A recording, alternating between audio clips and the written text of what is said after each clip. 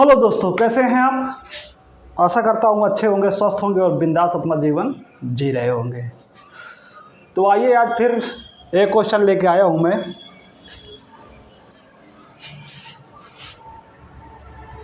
सूफी एवं मध्यकालीन रहस्यवादी सिद्ध पुरुष समाज के धार्मिक विचारों और रीतियों को पर्याप्त सीमा तक रूपांतरित करने में विफल रहे। आखिर क्या वजह थी। तो पहली बात तो ये समझ लीजिए कि सूफी एवं मध्यकालीन जो सूफी और सूफी विचारधारा के जो कुछ संत हुए या भक्त हुए इस्लाम या हिंदू धर्म में, तो उनका उदय क्यों हुआ। दूसरी चीज़ है, कहाँ तक उन्होंने समाज को रूपांतरित करने में सफलता पाई, सफल हुए भी कि नहीं हुए। तो आइए उस समय के थोड़े परिवेश को देखते हैं कि क्या सामाजिक परिवेश चल रहा था, आखिर इनके उदय की वजह क्या थी। तो उस समय समाज विभिन्न समस्याओं से जकड़ा हुआ था। सामाजिक विभिन्नताएं अलग थी, धार्मिक विभिन्नताएं या समस्याएं अलग थी। तो सामाजिक जो विभिन्नता थी उसमें यह था कि समाज हमारा वर्ग, जाति, वर्ण और लिंग में बटा हुआ था। आपस में उहापोह की स्थिति थी। दूसरी तरफ जो धार्मिक समस्या थी उसमें ये थी, कट्टरवादिता थी, एक दूसरे के प्रति विद्वेष था और रूढ़िवादिता थी। मतलब जिस प्रकार से समाज में परिवर्तन होना चाहिए परिवेश के हिसाब से, वो नहीं हो पा रहा था। तो क्या था कि समाज में जितने भी धर्म थे उनकी आपस में नहीं बन रहे थे। जब भी समाज में कई धर्म एक साथ सरवाइव कर रहे होंगे, अगर उनमें आपस में कॉन्फ्लिक्ट चल रहा होगा तो जाहिर सी बात है उस समय की जो जनता होती है, पब्लिक होती है या समाज होता है, उसका नुकसान होता है।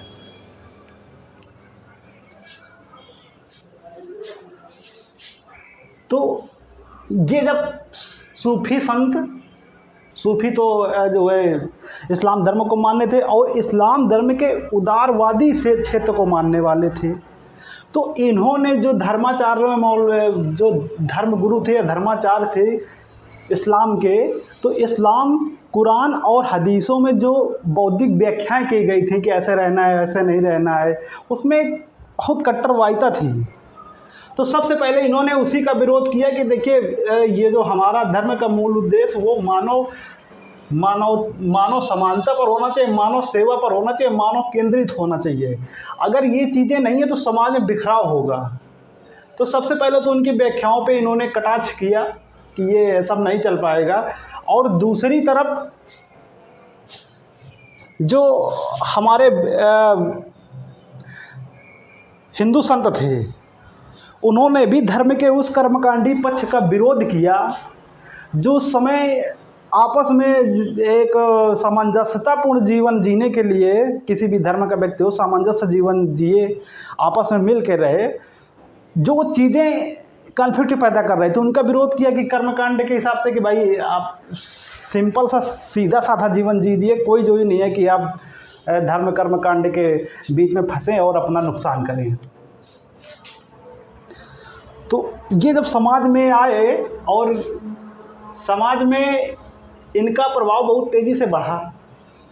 जब इनकी सिंपल सरल बातें थी तो इनका जाहिर सी बात है कि प्रभाव तेज़ी से बढ़ेगा और काफ़ी हद तक ये समाज को बदलने की कोशिश भी की। लेकिन आइए जानते हैं कि क्या वजह थी कि ये समाज में बदलाव करने में विफल हो गए।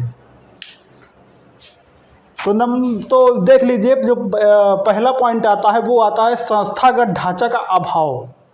तो दरअसल ये जो सिद्ध संत हुए या भक्त हुए, इनके पास संगठित ढांचा नहीं था जो समाज को एक नई दिशा दे सकते, लोग इनसे आके जुड़ते। तो उस ढांचा के अभाव में ये उतने प्रभावशाली नहीं हो सके और इनकी जो पहुंच थी वो बहुत ही सीमित हो गई। दूसरी चीज, जिन कर्मकांडों का या जिन आडंबरों का इन्होंने विरोध किया उनका ये विकल्प नहीं दे पाए कि आप ये काम ना करके ये काम करो तो आप सात्विक जीवन जी सकते हो। तो एक ये भी वजह रही कि जब किसी चीज़ का विरोध किया और उसका विकल्प नहीं दे पाए तो ये भी एक गैप क्रिएट कर दिया। फिर तीसरे पॉइंट पे आते हैं कि इनके जो अनुयायी थे, जो इसमें ज़्यादातर जुड़े थे, तो वो निचले तबके के थे, जिनका जो है धार्मिक और राजनीतिक या सामाजिक पकड़ इतनी कमज़ोर थी कि ये विशेष प्रभाव उत्पन्न करने में सफल नहीं हो पाए। फिर आते हैं कि इनकी जो पहुंच थी वो भौगोलिक पहुंच बहुत सीमित थी कि जो संगठन जहां था बस वहीं आसपास के क्षेत्र को देख रहा था, जबकि इस क्षेत्र के लिए बहुत ब्रॉड एरिया चाहिए जुड़ने के लिए। तो ये भी एक कारण रहा है कि भौगोलिक पहुंच इनकी बहुत सीमित थी। दूसरी चीज़ ये थी कि चाहे वो इस्लाम धर्म के विचारधारा वाले हों, तो उस समय एक ही जो कई संगठन चल रहे थे, तो उनमें आपस में वैचारिक समानता नहीं थी, उनके अपने अपने विचार अलग अलग थे। तो समाज कंफ्यूज हो जाता था कि हमें कौन सी विचारधारा मानना है, कौन सी नहीं मानना है। तो ये भी एक बहुत बड़ा कारण रहा जो है समाज को परिवर्तित करने में, विफल होने में। फिर लास्ट आते आते होता ये है कि जब काफ़ी लोग इनके पहुंच में आ गए तो जो खानका थे उनमें काफ़ी धन इकट्ठा हो गया।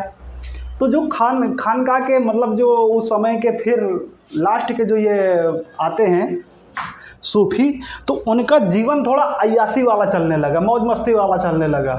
मतलब उनके अंदर नैतिकता का पतन होने लगा।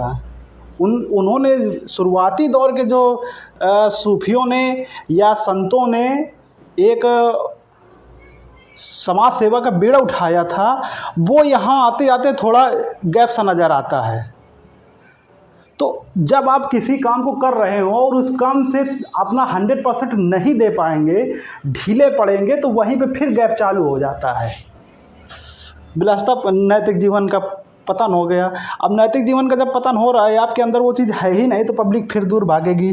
तो ये कुछ वजह रही जिसकी वजह से सूफी संत उस समय के समाज को पर्याप्त सीमा तक विफल करने में, रूपांतरित करने में विफल रहे। जो कुरीतियाँ चल रही थी या आडंबर चल रहे थे या जो कट्टरता थी, उसको परिवर्तित करने में विफल साबित हो गए। और ऐसा नहीं है कि पूरी तरीके जो है ये न्यूट्रल हो गए या इनका कोई प्रभाव नहीं पड़ा प्रभाव।